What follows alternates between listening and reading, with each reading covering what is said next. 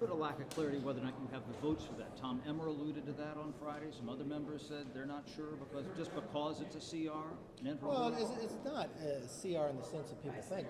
This is actually cutting government spending, securing the border, and I don't understand why someone would vote against a rule to bring that up. Are they going to side with Biden on the open border, or do they want to secure the border and get the emergency funding, which is lower level, to keep government open? Now, what would be enough? On our air a few minutes ago on Fox Business, you didn't think the government would shut down.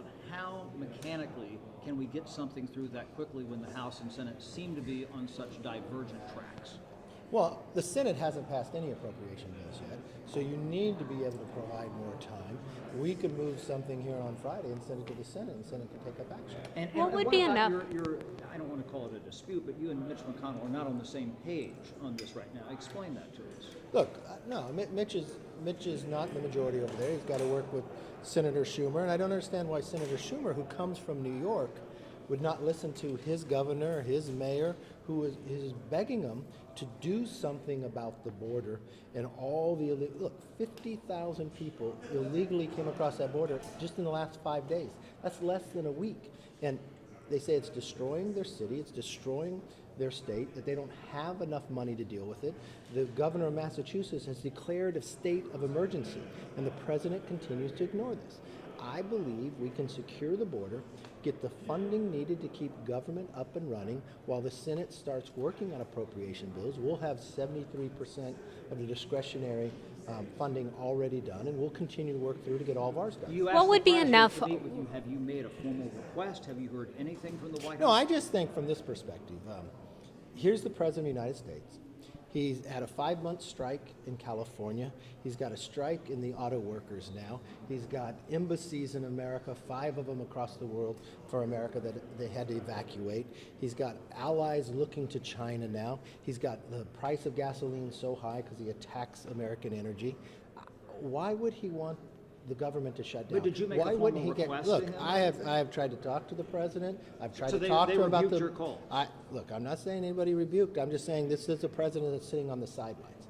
I would like to see a president that's willing to engage. To find, I'm willing to But work. he didn't sit on the sidelines. You guys negotiated a debt ceiling. They seem to think that, and I know you're right. I understand that there was a long period of time between when you guys met. I had to wait 97 days. I would think you would learn from that. Look, I don't sit back on anything. I've been engaged trying to get these done since July. I will work with anybody who wants to work to make America a better place. And I know people have different opinion on different sides. I know you're not going to get 100% of what you want. We were able to achieve a lot when we worked together on the debt ceiling, but we shouldn't have to wait 97 more days to try to do something on the border when Republicans and Democrats across this nation, when the state of Massachusetts declares an emergency. I would think if you're President of the United States, you don't have to have an invitation. Engage. Let's solve this problem together. What would be enough on border security? Senators Collins, Tillis, and Sinema are working on an amendment to the Senate short-term spending bill. What would be enough? Would it be $10 billion? Is it a number? Is it a policy? Okay, you're missing. Don't think money solves the problem, because what has happened here, it's been the president's policies that has made the border wide open. And I've worked with Sinema and others. There are Democrat elected members who want the border secure as well because they see what's happening to their own states.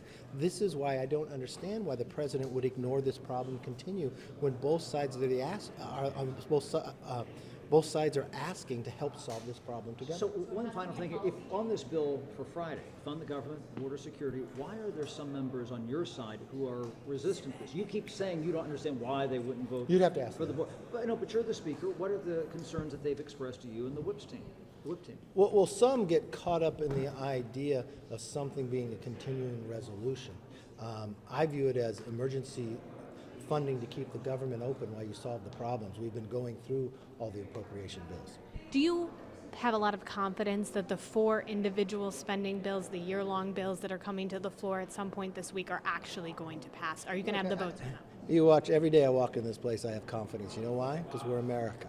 We will solve the problems before us, and every day will be better than the day before. Some days you stumble, and some days you get better. All right, I got to vote. Thank you all very much.